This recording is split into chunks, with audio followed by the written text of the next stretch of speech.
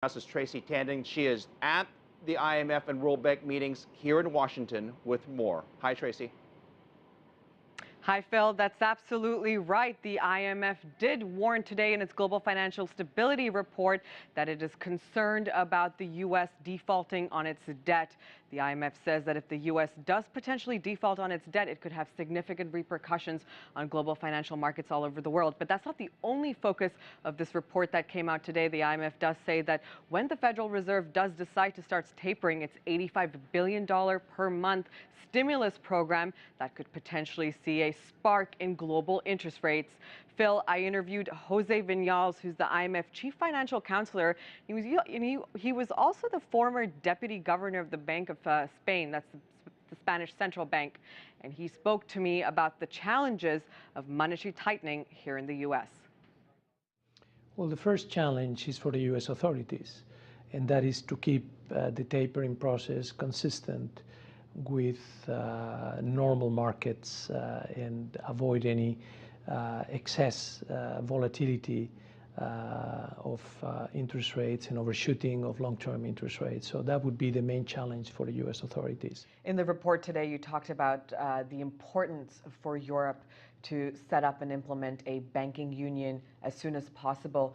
Do you think banks in Europe are well capitalized today? Yeah, I think that there's been a lot of progress being made in the last few years, and that banks in Europe are much better capitalized than they used to be. But now we have the opportunity to see if there are any banks which need further action regarding capital, and this is the balance sheet assessment that the European authorities are going to conduct, in the near future.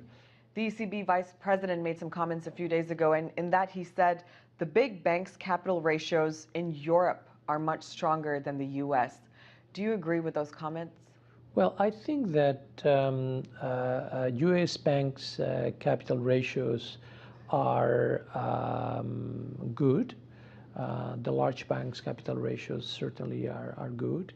And this owes very much to the actions that were taken at the time by the U.S. authorities through the stress tests and the TARP process to make sure that the banks have enough capital. And this is something which has allowed banks to provide more credit to the economies. Do you think the weaker banks should be given more capital, or should just be dissolved?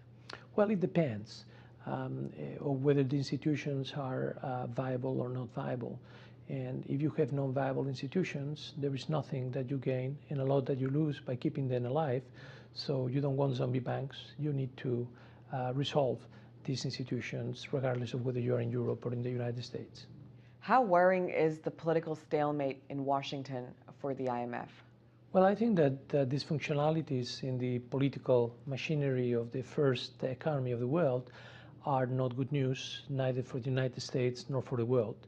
And what we hope is that infighting ends and that the United States can get its act together in dealing with the fiscal situation, which is a serious one, and that it can, in addition to overcoming the shutdown and the debt ceiling, put in place a credible medium-term fiscal strategy, which is what the United States needs. If the U.S. fails to raise its debt ceiling limit and subsequently defaults on its debt, what sort of ramifications do you think this will have on global financial markets?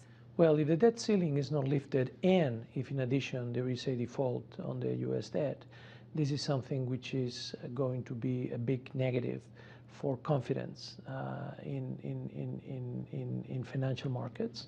It may have repercussions which are serious, both in U.S. and in global financial markets, and that's something that needs to be avoided because otherwise it's going to be a serious disruption to the global economic recovery.